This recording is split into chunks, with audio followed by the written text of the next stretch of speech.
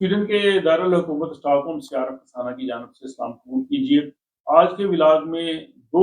मौज़ूआत पे बात करेंगे। एक ये कि स्वीडन की हुकूमत जो है वो ईईएस यानी यूरोपीय ममालिक से स्वीडन में रहने वाले लोगों की रजिस्ट्रेशन के निज़ाम बनाने के लिए गौर कर रही है और इस सिलसिले में एक तहकीकाती ऑफिसर जो है वो मुकर्रर किया जा रहा है। दूसरा, स्वीडन की नेशनैलिटी के हवाले से मुख्तलिफ सियासी जमातें जो हैं, उनका मौक़िफ़ मज़ीद सामने आ रहा है और इस हवाले से भी जो ताज़ा तरीन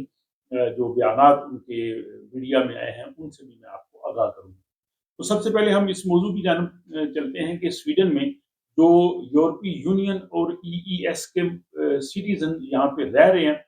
स्वीडन की हुकूमत जो है वो अब उनकी रजिस्ट्रेशन का निज़ाम बनाना चाहती है ताकि वो यहाँ पे आके माइग्रेशन बोर्ड के पास अपनी रजिस्ट्रेशन करवाएं, टैक्स ऑफिस के पास रजिस्ट्रेशन करवाएं कि वो यहाँ पे रह रहे हैं। यूरोपीय यूनियन और इसके अलावा जो नॉर्वे, लिechtenstein और आइसलैंड के जो शहरी हैं, इन सबको रजिस्ट्रेशन करवाना होगी क्योंकि ये जो 3 ममालिक आइसलैंड, लिechtenstein और नॉर्वे ये यूरोपीय यूनियन में शामिल नहीं है, तो ये यूरोपीय इक़्तिसादी बरादरी में ये सब आ जाते हैं। ये 2014 तक स्वीडन में निज़ाम था कि इन ममालिक के शहरी जब स्वीडन में आते थे तो उनकी रजिस्ट्रेशन होती थी। इसके बाद 2014 में ये निज़ाम ख़त्म कर दिया गया। तो इस हवाले से जो स्वीडन के माइग्रेशन मिनिस्टर जॉन फ्रोशेल, उनका ये कहना है कि यहाँ पे जो सिटीजन आते हैं, हमें इल्म नहीं होता कि वो कितनी देर के लिए यहाँ पे रह रहे हैं, वो क्या कर रहे हैं, और हमें उनके यहाँ पे जो वेयर अबाउट्स के बारे में स्वीडन की हुकूमत बिल्कुल नहीं जानती। तो हम चाहते हैं कि हमें इल्म हो कि वो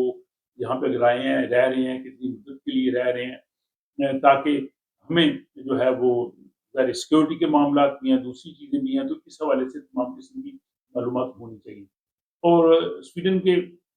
माइग्रेशन वज़ीर जो हैं जॉन फ्रोशेल, उनके साथ स्वीडिश डेमोक्रेट पार्टी के जो माइग्रेशन के हवाले से तर्जुमान हैं लुडविग, उन्होंने कहा जी कि जो यूरोपीय ममालिक के शहरी यहाँ पे रह रहे हैं, उनके जो क़याम का जो मामला है वो एक मज़बूत होना चाहिए। बहुत से इससे जो है वो गलत फ़ायदा उठा रहे हैं और इस वजह से हमें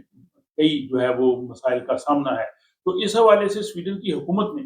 एक जो है वो तहकीकाती ऑफिसर मुकर्रर किया है, और उसे कहा है कि इस हवाले से यूरोपीय अदालत ने भी कुछ फैसला दिया है कि यूरोपीय सिटीजन जो है जब मुख्तलिफ ममालिक में यूरोपीय यूनियन के जाएँ तो उनको क्या हकूक हासिल है, और साथ ही यूरोपीय यूनियन के जो कवानीन हैं, उनको भी मद्देनज़र रखा जाए और जो हुकूमत चाह रही है कि उनकी रजिस्ट्रेशन की जाए, इस चीज़ को भी जो मद्देनज़र रखा जाए। ये तमाम चीज़ों का वो जायज़ा लेते हुए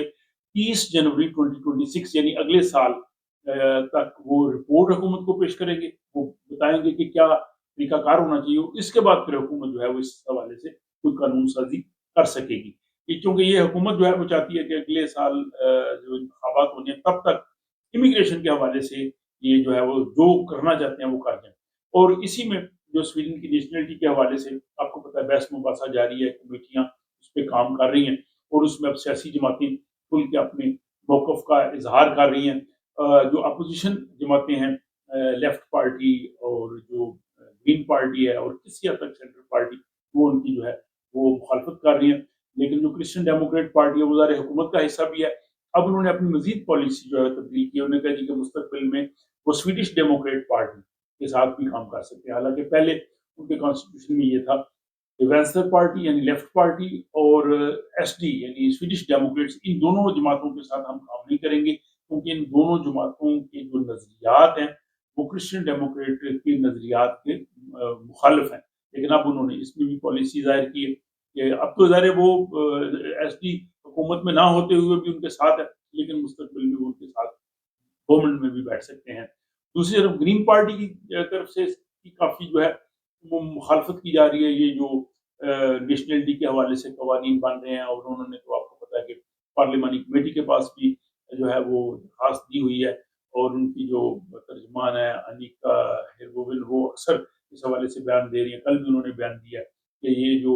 नेशनैलिटी के हवाले से कवानीन तब्दील किए जा रहे हैं, जो लोग इतनी मुद्दत से यहाँ पे रह रहे हैं, उनको ये नेशनैलिटी ना देना,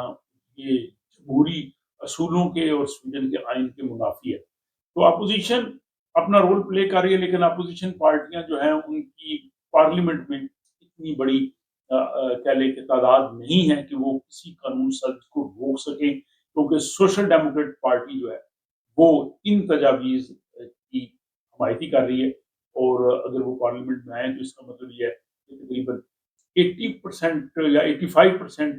جو پارلیمان کے لوگ ہیں وہ ان تجاویز کی حمایت کر سکتے ہیں. لیکن ابھی چونکہ بہت سے پروسیس سے ان چیزوں نے گزرنا ہے، ہو سکتا ہے اس میں کچھ مزید تبدیلیاں آ جائیں، اور جو بھی اس حوالے سے بات اپڈیٹس ہوتے ہیں میں آپ کو ان بلاگس کی صورت میں آگاہ رکھتا ہوں، اور مجھے امید ہے کہ آپ کو یہ سلسلہ پسند آ رہا ہوگا. اس کا اظہار آپ جو ہے وہ اپنی رائے سے کر سکتے ہیں، کمنٹس میں کر سکتے ہیں، پسند آنے پر دوست احباب سے شیئر بھی کر سکتے ہیں تاکہ وہ بھی ان معلومات کو جان سکیں. اپنا خیال رکھیے گا اور ملاقات ہوتی ہے اگلے دن.